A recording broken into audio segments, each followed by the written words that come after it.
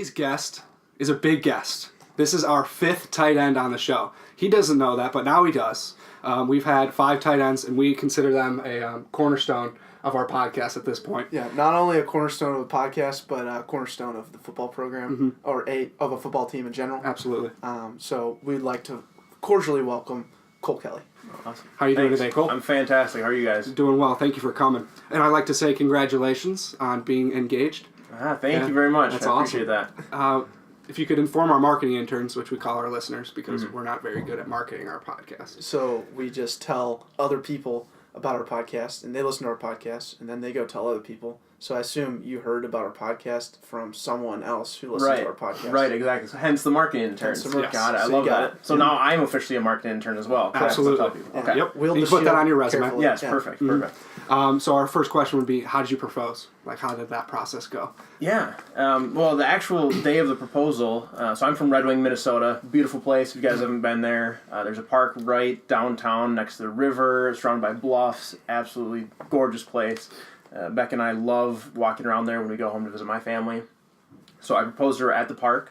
And after she said yes, we went back to my parents' house. All of her family was there. Our friends were there, so it was awesome. One of the best days of my life. The best day of my life so Absolutely. far. Nice. Okay. Advice for our marketing interns with the process. How do How do you choose a place? Yeah. What's your go-to? How do I choose a place to do it? Yeah. It's one of our favorite spots to walk around when we're Personal in Red Wing. connections. Personal connection, yeah. We've been there multiple times, and, it's just a place where it's just us, and a place that we've talked a lot about us and about our future, so Okay. it seemed fitting. Okay. Awesome. So little side note: Andrew and I have girlfriends. Not to brag.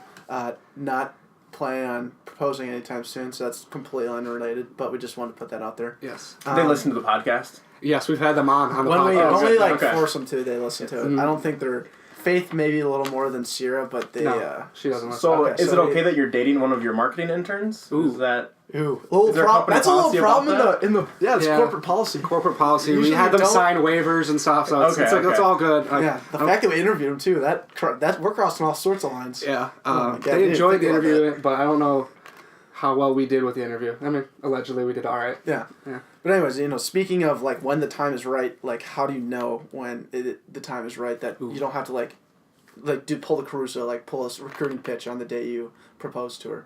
Yeah. Like, how do you know? How are you feeling confident going into the day? You know what? It's going to sound super cheesy, but when people say, when you know, it's true. I had never had a second thought about proposing to Becca. You meet that person and you have the utmost confidence in them, and just you're comfortable with facing your future together. You have no idea what's going to happen, but you know that you are going to have this person in your corner through thick and thin. I was just so confident and ready to make that leap that I thought, what am I waiting for? There's no reason to postpone this any longer. That's awesome.